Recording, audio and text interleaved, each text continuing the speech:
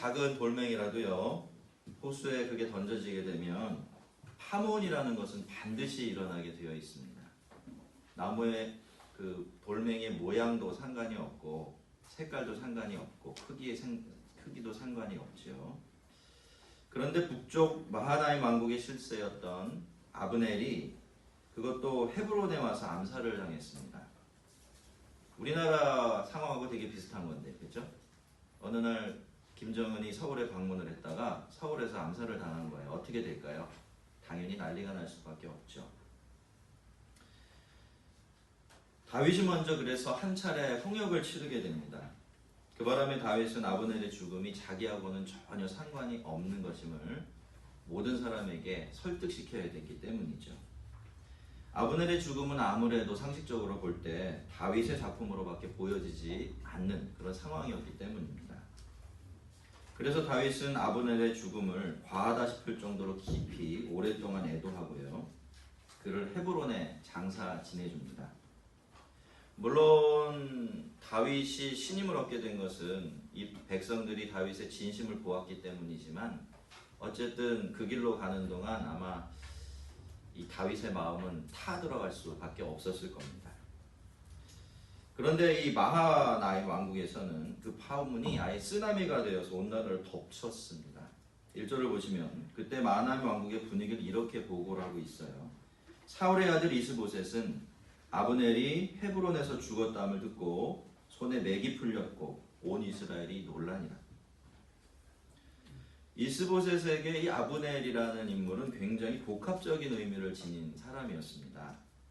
우선 이스보셋을 왕으로 세운 것이 아브넬이에요. 그런 점에서는 은인도 그런 은인이 없죠. 하지만 동시에 아브넬은 이스보셋이 가장 증오하는 사람이기도 했습니다. 자기를 허수아비 왕으로 만들어버리고 아버지를 심하게 욕보인 것이 바로 아브넬이었기 때문입니다. 그런데 관계가 어떻고 감정이 어떻든지 간에 아브넬이 없는 이스보셋은 아무것도 아니었죠. 왕이라는 이름은 있었지만 권력도 자기 것이 아니었고, 또 이제는 그 알량한 방패마저 깨어져서 없어져 버렸으니까 말입니다. 그러니 어떻습니까? 이스보셋의 손에 힘이 빠지고 맥이 풀릴 수밖에 없었던 거죠. 물론 나머지 11지파들도 충격을 받고 흔들리고 있었던 것은 마찬가지입니다. 그들 또한 온전히 아브넬이라는 인물에게 기대고 있었기 때문입니다. 자, 그렇게 다들 정신이 빠져서 우왕좌왕하고 있을 때 제일 먼저 액션을 취한 것은 전혀 엉뚱한 사람들이었어요. 그들은 부에롯 사람 림몬의 아들들인 바하나와 레갑이라는 두 사람이었습니다. 2절과 3절을 보시면요, 부에롯도 베냐민 지파에 속하였으니 일찍이 부에롯 사람들이 깃다임으로 도망하여 오늘까지 거기 우고함이었더라 라는 말로 이 사람들이 어떤 배경을 가지고 있는지를 설명하고 있는데요. 사실 설명은 하고 있지만 우리 이스라엘 사람들이 아니어서 이게 무슨 얘기인지 모릅니다. 이게 배경이 있는 이야기예요. 여러분도 아마 기억을 하실 겁니다. 성경을 좀 아시는 분들이라면 여호수아가 처음 가나안 땅을 밟을 때 어떤 일이 있었죠? 멀리서 자기들은 가나안 사람이 아닌 척하고 꾸미고서, 그죠? 와서 화친을 청해서 살아남은 가나안 사람들이 있었어요. 그들 중에 일부가 바로 이 부에롯 사람들이었던 거예요. 그런데 사울이 이렇게 해서 베냐민 족속에 편입이 되고 잘 살아가고 있던 그들을 어느 날 갑자기 부에롯에서 몰아내버린 거예요. 그래서 부에롯 사람들은 깃다임이라는 곳으로 도망쳐서 거기서 뜨내기 삶을 살고 있었던 것이죠. 자, 그러니 어떻습니까? 이러한 부에롯 사람들이 사울의 아들인 이스보셋에 대해서 가지고 있는 감정이 좋을까요? 나쁠까요? 좋을 리가 없죠. 어찌어찌해서 이 이스보셋의 용병 장교라는 측근의 자리까지, 꽤 높은 자리까지 올라갈 수는 있었지만 속으로는 지난 역사를 생각하면서 이를 갈고 있었던 것 같아요. 두 사람은 이런 혼란스러운 상황을 자기들이 얻은 절호의 기회다라고 생각을 했습니다. 잘만 하면 지난 원수도 갚을 수 있고 또 크게 한몫 잡을 수도 있겠다라는 생각을 한 겁니다. 여러분, 지난 주일에 우리는 어쩔 수 없이 정치적이 될 수밖에 없지만 그래도 너무 지나치게 정치적이 되지 말자는 그런 말씀을 좀 드렸는데요. 여러분 아브넬도 그렇지만 이 두 사람도 마찬가지입니다. 너무 정치적인 사람들은 늘 어떻게 움직이냐 하면 모든 상황을 자기중심적으로만 해석하고 그걸 이용하려고만 들어요. 근데 여러분 다른 사람은 어떤지 몰라도 예수를 믿고 하나님을 안다면 그러면 안 됩니다. 그러는 것 자체가 그렇게 좋지 않은 일이기 때문에 그렇기도 하지만요.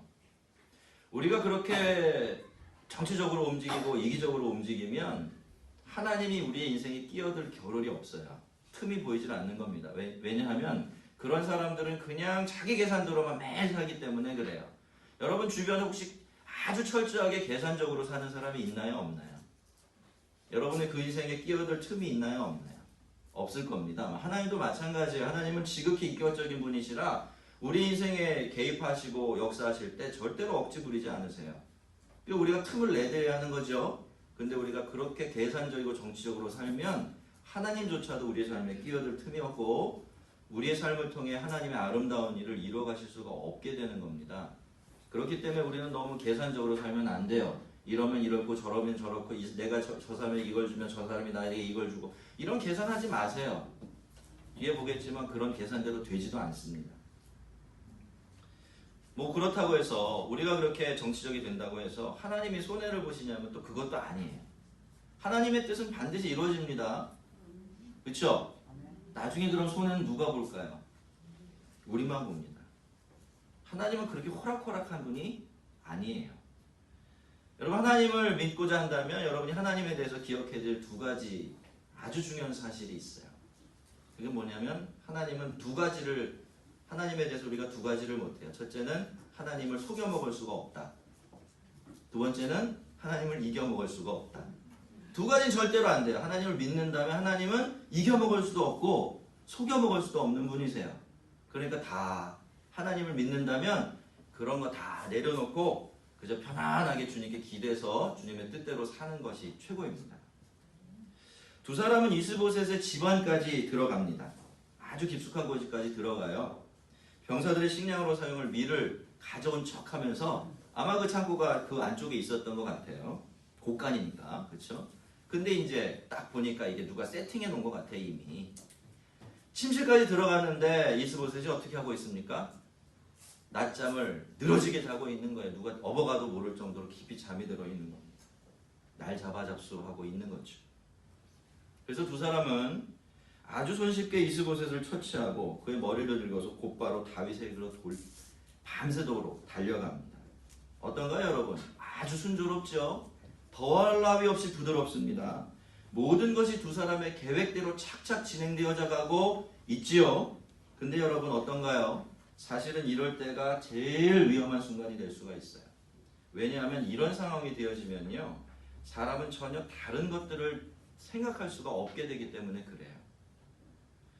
성도들은 이럴 때 멈춰설 줄 알아야 돼요. 지혜로운 사람이라면 이렇게 뭔가 너무 잘 되어질 때는 스톱할 줄 알아야 됩니다. 특별히 선하지 못한 일, 양심에 거리낀 일을 하려고 하는데 아무런 방해가 없고 내 앞에 탄탄대로가 열려 있다면 그것은 하나님이 주시는 기회가 아니라 악마의 유혹입니다. 사울의 아들 요나단에게는 다리 저는 아들이 하나 있었으니 이름은 무비보셋이라. 전에 사울과 요나단이 죽은 소식이 이스라엘에서 올 때에 그의 나이가 5살이었는데 그 유모가 안고 도망할 때 급히 도망하다가 아이가 떨어져 절게 되었다. 4절인데요. 참 안타깝고 슬픈 이야기입니다. 그렇죠? 어쩌다가 이런 일을 당한단 말입니까? 근데 여러분 갑자기 성경이 여기에 이 무비보셋에 대한 이야기를 띄워놓는 위치가 굉장히 묘해요. 왜 갑자기 이스보셋이 암살을 당하는 이야기를 하다 말고 무비보셋이 당한 그 안타까운 일에 대한 기록을 집어넣은 걸까요? 성경은 도대체 왜 이런 식으로 우리를 헷갈리게 하고 있는 것일까요? 거기에는 분명한 이유가 있습니다. 그것은 성경이 이 두 사람, 이스보셋과 무비보셋의 서로 상반되는 이 운명을 대조시키기 위해서이고 또 하나님이 그걸 통해 우리에게 하시려는 말씀이 있기 때문이에요. 이스보셋은 사울의 아들로 태어났습니다. 하지만 다 앞서 형들이 많았기 때문에 이 사람에게 왕이 될 기회가 주어질 수가 없었어요. 그런 위치였거든요. 그리고 별로 훌륭한 아이도 아니었던 것 같아요. 왜? 형들은 다 전쟁터에 나가 있는데 이 아이만 집에 남아 있었거든요. 그렇죠? 그렇게 보시면 이 왕자였지만 위치를 우리가 가늠할 수가 있는데, 그런데 어떤 일이 벌어집니까? 그 전쟁통에 형들이 다 아버지와 함께 죽어버려요. 그래서 이 이스보셋이 어떻게 되죠? 왕이 돼요.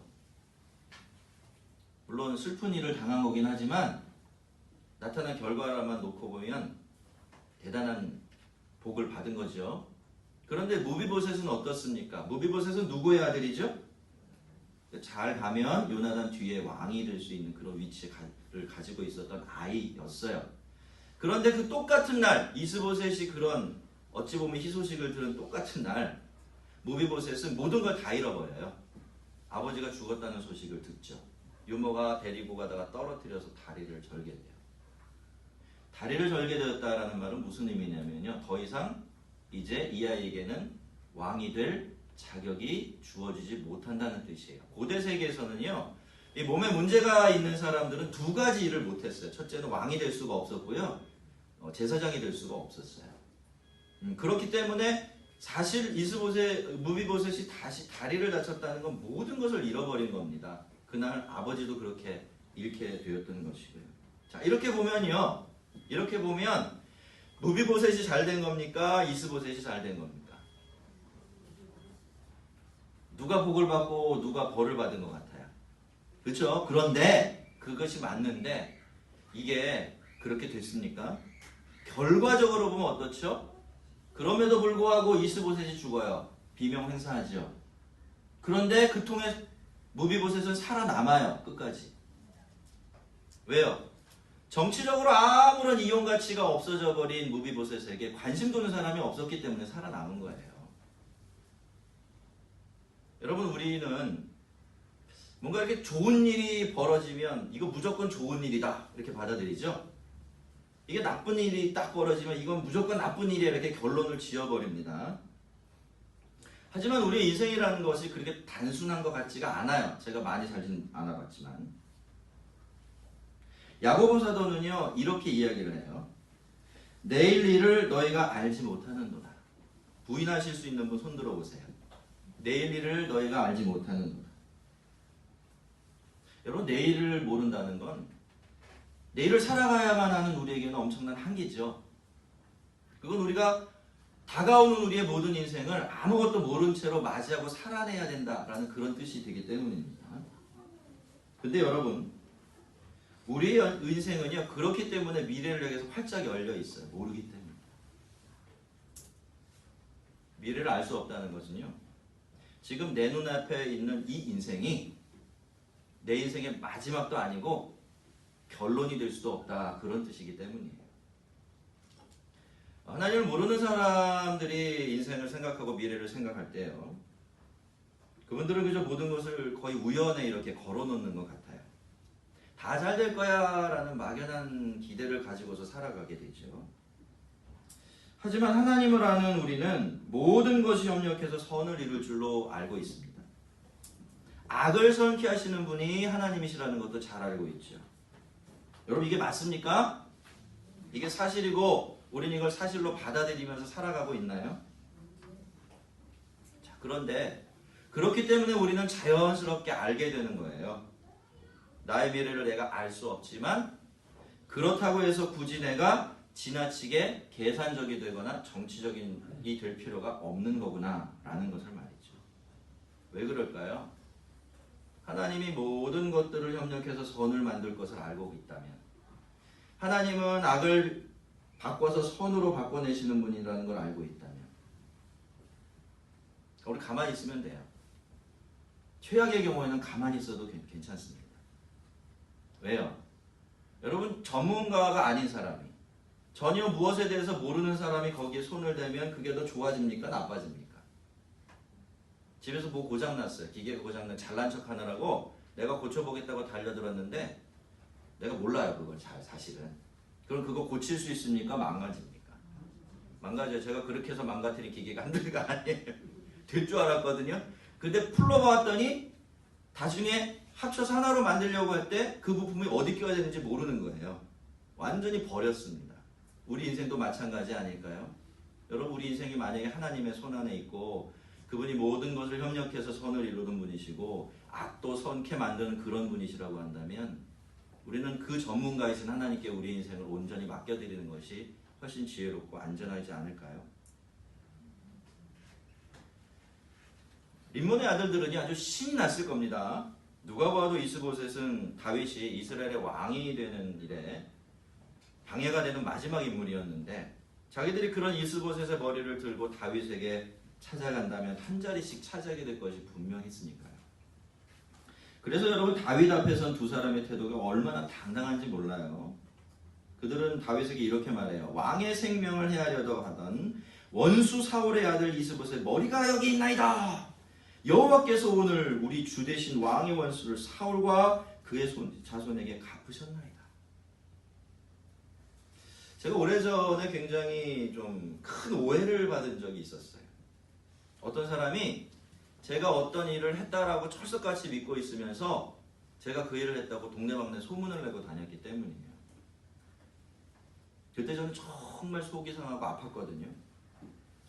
근데 왜 그렇게 힘이 들었냐면 단순히 오해를 받았기 때문이 아니에요. 그 소문이 퍼져나갔기 때문이 아니라 그 사람이 평상시에 저하고 잘 알고 지내고 있다고 생각했던 사람인데 내가 그동안 저 사람 앞에서 어떻게 살고 어떤 모습을 보여줬길래 저 사람이 그 말도 안 되는 행동을 내가 했다고 저렇게 철석같이 믿고 있는가, 그게 너무너무 이해할 수가 없었기 때문이에요. 그래서 제가 고민을 하다가 두 사람을 다 알고 있는 어떤 사람에게 속을 털어놓았어요. 넌 너무 힘들다. 이런 오해받고 내가 어떻게 될지 모르겠다 이랬더니 가만히 듣고 있었던 그 제3자 되시는 분이 이렇게 말했어요. 목사님, 그분은 전도사님이셨을 때, 목사님 너무 속상해하지 마세요. 저 양반이 목사님을 그렇게 생각하는 것은 자기가 그럴 수 있는 인간이기 때문입니다. 라고 말하더라고요. 저는 그때 사람을 바라보는 한 가지 시각을 또 배웠습니다. 여러분, 사람들이 저지르기 쉬운 실수가 하나 있어요. 그게 뭐냐면 자기 수준에서 사람을 보고 세상을 보고 또 심지어는 하나님까지 그런 식으로 생각할 수 있다라는 겁니다. 근데 전혀 그렇지가 않아요, 여러분. 이 세상에는요, 나하고 다른 사람들이 얼마든지 있습니다. 나하고 다른 가치관을 가지고 다른 사고방식을 가지고 전혀 다른 가치를 추구하며 사는 사람들이 얼마든지 많아요. 이런 사람들이 내가 좋아하는 것을 좋아할까요? 이런 사람들이 내가 가치 있다고 생각하는 걸 가치 있게 생각할까요? 그렇지가 않습니다. 특별히 하나님이라는 분은 전혀 인간과 다르죠. 그분은 아예 인간이 아니십니다. 레벨이 달라요, 우리하고. 그러니 우리가 만약에 이 세상의 모든 사람들을 나처럼 생각하고 하나님마저 나처럼 생각한다면 그것 때문에 엄청나게 큰 실수를 저지르게 될 수 있는 거예요. 림몬의 아들들은 여러분 얼마나 어리석고 교만합니까? 이 두 사람은 세상이 전부 다 자기 생각대로 될 줄로 믿고 있었어요. 왜 그렇죠? 다시 말씀드리지만 사람들이 다 자기 같은 줄 알았기 때문이에요. 심지어 자기들의 악한 행동을 하나님 대신 다윗의 원수를 갚아준 일이라고 생각까지 했어요. 하나님도 자기들 같은 줄 안 겁니다. 그런데 그렇게 희희낙낙하던 림몬의 아들들 위에 청천벽력이 떨어지죠. 다윗은 자기들이 마치 다윗의 은인이라도 되어 있는 양 그렇게 뻐기고 서 있던 두 사람에게 이렇게 말합니다. 내 생명을 여러 환난 가운데서 건지신 여호와께서 살아계심을 두고 맹세하노니 앞으로 내가 할 일 절대적으로 그렇게 할 거야, 이렇게 말하는 건데 여기서 다윗이 하나님에 대해서 표현하고 있는 표현 방식이 굉장히 중요해요. 다윗이 뭐라고 말합니까? 내 생명을 여러 환난 가운데서 건지신 여호와, 이렇게 말해요. 무슨 뜻일까요? 지금까지 자기를 수많은 위기와 위험 가운데서 건져주신 것은 사람이 아니라 하나님이라는 겁니다. 앞으로도 그럴 것이라는 거죠. 그래서 나는 왕이 되기 위해서 너희들 같은 악한 사람들의 손을 빌릴 필요가 없다. 그럴 생각도 전혀 없다. 그렇게 선언을 한 것입니다. 여러분 만약에 지금 두 사람 앞에 있는 사람이 다윗이 아니라 사울 같은 사람이었다면 이야기가 완전히 달라졌을 거예요. 그렇다면 다윗은 굉장히 기뻐했겠죠. 두 사람도 큰 상을 받았을 겁니다. 하지만 다윗은 사울이 아니었어요. 같은 부류의 인간이 아니었던 겁니다. 다윗은 이렇게 이야기를 이어가죠. 전에 사람이 내게 알리기를 보라 사울이 죽었다 하며 그가 좋은 소식을 전하는 줄로 생각하였어도 내가 그를 잡아 시글락에게 죽여서 그것을 그 소식을 전한 가품, 보상으로 삼았거든. 하물며 악인이 의인을 그의 집 침상 위에서 죽인 것이겠느냐. 그런즉 내가 악인의 피 흘린 죄를 너희에게 갚아서 너희를 이 땅에서 없이 하지 아니하겠느냐라고 말이죠. 다윗이 이스보셋을 의인이라고 말한 것은요, 그 사건 안에서 그렇다는 뜻이에요. 이스보셋이 정말 의롭게 살았던 의인이라 이런 뜻은 아닙니다. 왜냐하면 이스보셋은 그런 식으로 죽을 만큼 잘못을 하지 않았잖아요. 그 이야기 속에서, 그죠? 그냥 잠자다가 죽었으니 악한 일을 행한 적이 없어요. 반면에 이 두 사람, 림몬의 아들들은 명백히 악인들이에요. 그죠? 왜요? 자기가 모시고 섬기던 주군을 살해한 거죠. 첫 번째로. 그리고 그 죽음을 이용해서 자기들이 한 자리 차지하려고 다른 나라에 가서 했으니 이게 얼마나 악한 일입니까? 그래서 결국 다윗은 그렇게 억울한 피를 흘려서 땅을 더럽히고 세상을 더럽힌 죄로 두 사람을 처형하고요. 다시는 이스라엘 나라 안에서 그런 악한 일이 벌어지지 않도록 두 사람의 죽음을 본보기로 삼습니다. 아주 정말 처참한 모습으로 두 사람의 시신을 모든 사람이 볼 수 있게 내건 것입니다. 그리고 다윗은 이스보셋의 머리를 거두어서 헤브론에 있는 아브넬의 무덤에 함께 장사를 지내줍니다. 굉장히 극진하게 대접을 해준 거죠. 비록 그가 이미 고인이 되어 있기는 했지만 예전에 다윗이 요나단하고 헤어질 때 한 약속이 있었어요. 그게 뭐냐면 내가 너희 집안에 속한 사람들은 절대로 죽이지 않을 것이고 끝까지 선대할 것이다 라고 잘 대접해 줄 것이다 라고 약속했어요. 지금 다윗은 그 약속을 잊지 않고 그 약속을 이스보셋에게조차 지키고 있는 겁니다. 여러분 림몬의 아들들은요 머리가 좋기는 했어요. 하지만 충분히 지혜롭고 사려 깊지는 못했습니다. 그들이 저지른 가장 큰 실수는 다윗이 어떤 사람인지를 전혀 몰랐다라는 겁니다. 다윗이 사울 같은 사람도 아니고 자기들 같은 사람이 아닐 수도 있다라는 것을 전혀 생각하지 못했던 거예요. 여러분 늘 말씀드리는 거지만 다윗이 완전했던 건 아닙니다. 실수 하나 없고 욕심도 없고 두려움도 전혀 없고 완전하게 선한 마음만 가지고 있고 그런 인물이 절대로 아니에요. 세상에 그런 사람은 없습니다. 하지만 여러분 그럼에도 불구하고 우리가 지난 다윗이 살아온 삶을 쭉 한번 돌이켜보면 다윗은요 결정적인 순간마다 일반적인 사람과는 전혀 다른 방식으로 움직이고 있었다는 것을 아실 겁니다. 상당히 다른 모습을 보이며 살아왔어요. 그런 식으로 다윗은 하나님의 인도하심에 자기가 삶을 살아가는 방향을 이렇게 가져다 맞춰가며 살아갔던 것입니다. 자, 그렇다면 여러분 다윗은 어떻게 해서 그렇게 다른 사람이 되고 또 다른 모습을 보이며 살 수 있었을까요? 어떻게 결정적인 순간마다 하나님이 기뻐하실 만한 반응을 내어놓을 수 있었을까요? 그것은요 한마디로 말씀드리면 다윗이 정말로 하나님을 믿었기 때문이에요. 그는 하나님이 자기와 함께 계신다는 걸 알고 있었어요. 약속하신 대로 자기를 지켜주시고 인도해 주시며 구원자가 되고 계신다라는 사실을 믿고 있었죠. 현실이 그걸 늘 보여주고 있었기 때문입니다. 자기가 왕이 되는 것도 똑같이 생각했어요. 다윗은 아주 단순하게 생각했던 겁니다.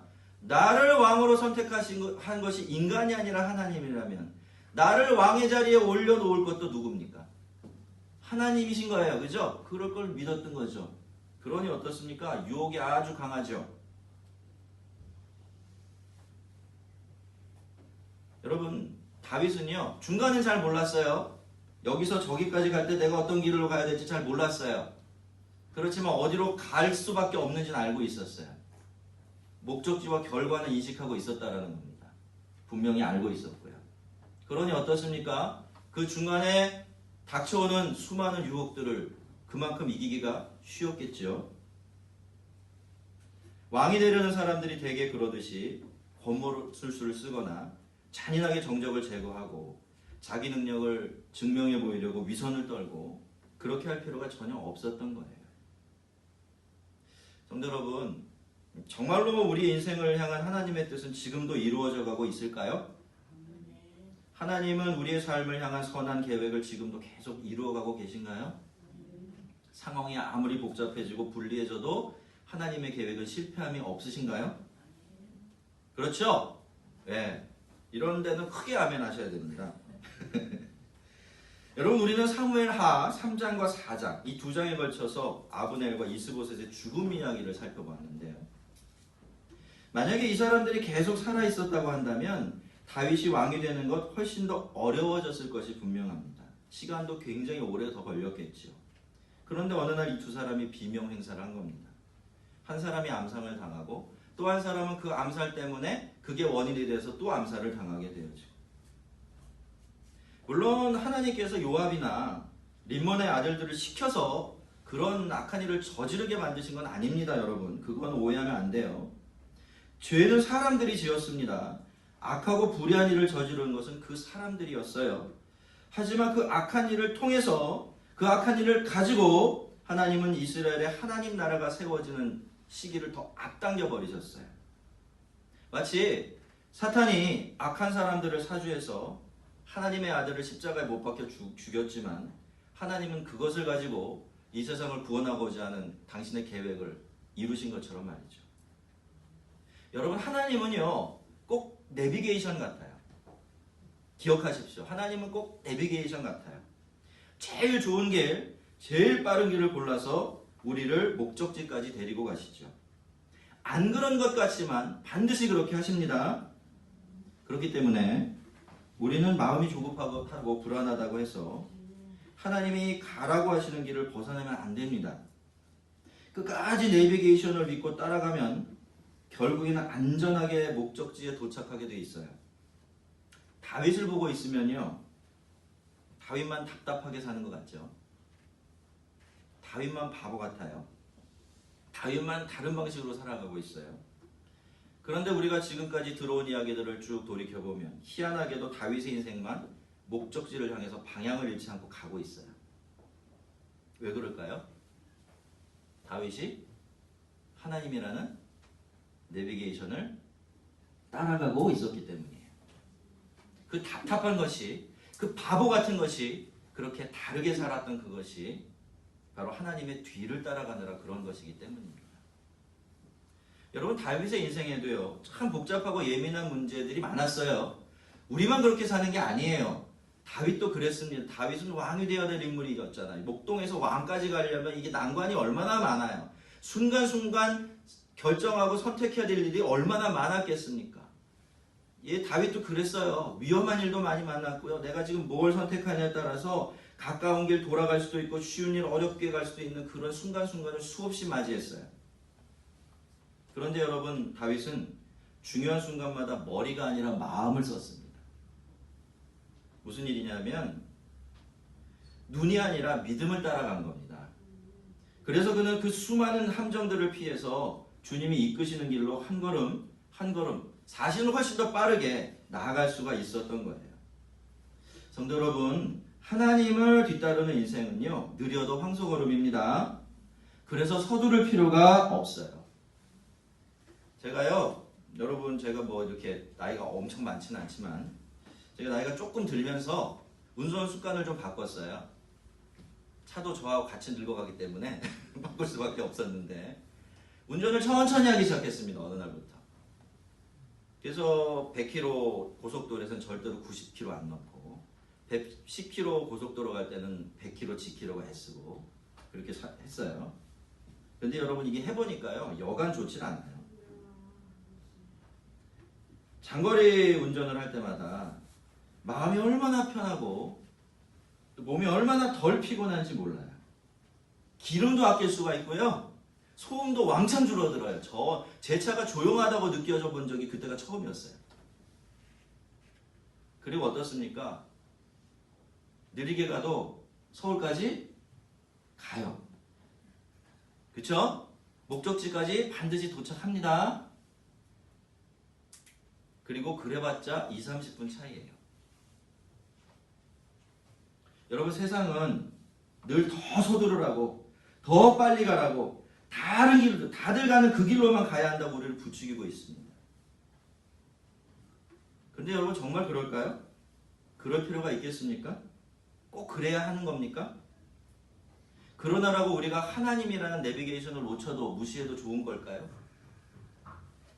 성도 여러분, 지금 우리는 장거리 운전 중입니다. 하나님의 음성이 나오는 내비게이션을 따라서 여행 중에 있어요. 하나님은 제일 좋은 길을 알고 계십니다. 그리고 절대로 길을 놓치시는 법이 없습니다. 믿습니까? 여러분 하나님의 뜻인 줄 아시면요 꼭 따라가시기를 바랍니다. 하나님이 왔다고 하시면 그 길로만 가세요. 돌아가고 멀리 가는 것 같아도 하나님이 기뻐하시는 그 길이 결국에는 지름길이 되는 겁니다. 우리가 하나님을 따라가면 이건 비밀인데 한 가지 얻게 되는 엄청난 유익이 있어요. 그게 뭐냐면 길이 없는 곳에는 길을 만들어서라도 우리를 데리고 가세요.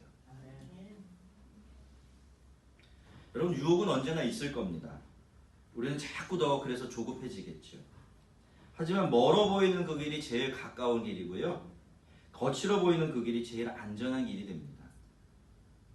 늘 이 확신을 가지고 하나님이 가라고 하시는 길, 그래서 제일 복된 길로 다니는 우리 모두가 되기를 주의 이름으로 축원합니다. 우리 같이 한번 기도하겠습니다.